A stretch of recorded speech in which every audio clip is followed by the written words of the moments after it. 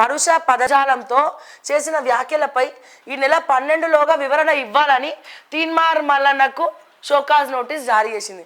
నాకు అర్థంగా అడుగుతా అధ్యక్ష, ఆ రిప్లై చేయడానికి 12 ఎందుకు? ఆయన క్యూ న్యూస్ మార్నింగ్ న్యూస్లో గాలి తీసేసిండుగా. మీది ఎవరిదయ్యా మీరు? నాకు నోటీస్ లేనికి మీరు ఎవరు? కాంగ్రెస్ పార్టీ మాది. ఎవడయ్యా ఇచ్చేది?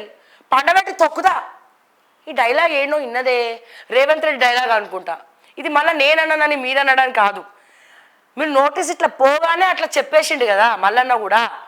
అంటే మిమ్మల్ని ఈకలక్క కూడా చూస్తున్నాడు కాంగ్రెస్ పార్టీలో. తొక్కల కమిటీ అంట. కాంగ్రెస్ పార్టీలో ఆ కమిటీని ఎట్లా చూస్తుండది?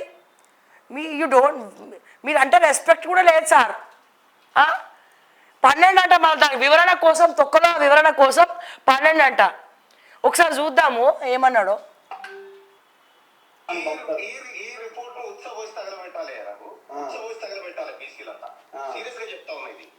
ఇది మోసం, ఇది కుట్ర. ఈ రిపోర్ట్ తలగబెట్టడానికి, ముడ్డి దూరవడానికి పనికిరాదు. ఈ రిపోర్టు ఏలిగింది ఎత్తిపోయడానికి కవర్ కింద పనికిరాదు అది రిపోర్టు. ఇవాళ కాంగ్రెస్ పార్టీ ప్రభుత్వం బీసీల వచ్చి మా ముంగడ పెడతా ఉంటే పాపం ఆపోజిషన్ లో ఉన్నటువంటి నాయకులు తీన్మార్ మల్లన్న గారు కూడా చేస్తున్న ప్రభుత్వం.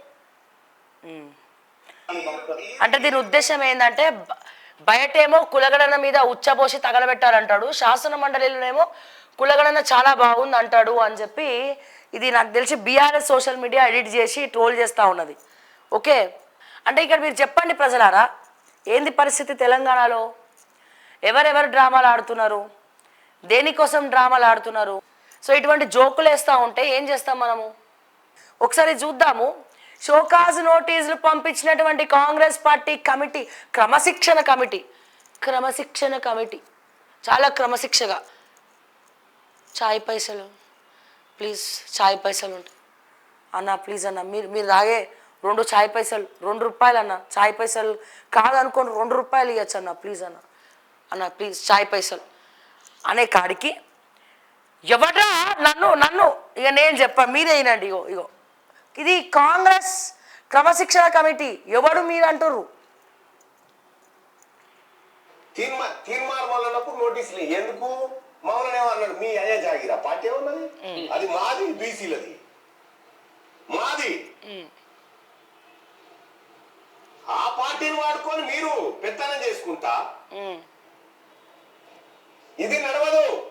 ఈ ధమ్కీలు, ఈ బెదిరిస్తామంటే ఎట్టి పరిస్థితుల్లో బీసీలు ఊరుకునే పరిస్థితిలో లేరు. బీసీలకు అన్యాయం జరిగితే పండబెట్టి కూడా తొక్కుతారు. అర్థమైందా?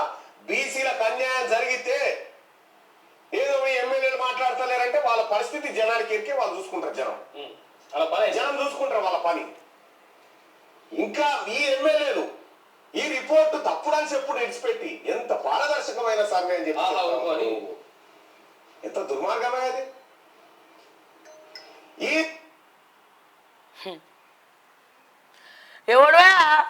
ఎవరా మీరు షోకాజ్ నోటీసులు ఇయనకే మంచిగా కూడా చెప్తున్నా, అర్థమైందా? అంటే ఇట్లా మాట్లాడుతుండంటే ఇప్పటికి కూడా డౌట్ వస్తుంది ప్రజలారా, ఈ వెనకాల రేవంత్ రెడ్డే ఉన్నాడని. ఈ వెనకాల రేవంత్ రెడ్డి ఈ వెనకాల రేవంత్ రెడ్డి లేకపోతే, ఈ వెనకాల తీన్మార్ మల్లన్న వెనకాల, తీస్మార్ ఖాన్ వెనకాల రేవంత్ రెడ్డి లేకపోతే ఇంకోరు ఉంటారు. ఇంత ధైర్యంగా, ఇంత నోటీసులు ఏదో తుతు మంత్రంగా రెడ్డిలు అడుగుతుర్రు అని చెప్పి నోటీసులు పంపించారు. తుతు మంత్రంగా, అర్థమైందా? సో ఎందుకు పంపించకపోతే తెలంగాణలో కాంగ్రెస్ పరువు పోతుందని, ఇజ్జత్ పోతుందని, ఈయనని చూసి ఇంకొకళ్ళు రెచ్చిపోతారని చెప్పి. సో ఇప్పుడు ఈయనకేం సమాధానం చెప్తారు? మరి ఏం చేస్తారో చేసుకోవాలి. అంత ధైర్యంగా అంటున్నాడంటే వెనకాల రేవంత్ రెడ్డి ఎవడో ఒకడు ఉండాలి కదా.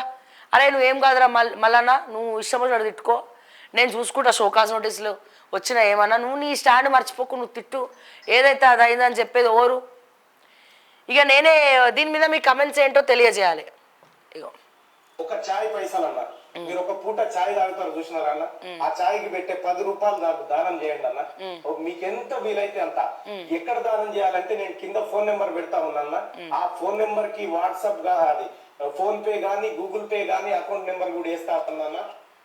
కమెంట్స్ ఎట్లా వస్తున్నాయి అంటే, ఈయన కూడా హెలికాప్టర్ ఎక్కనికి మేమెందుకు చాయ్ పైసలు ఇచ్చినామో అని అర్థమవుతలేదంట చాలా మందికి. సో అట్లా అయిపోయింది పరిస్థితి.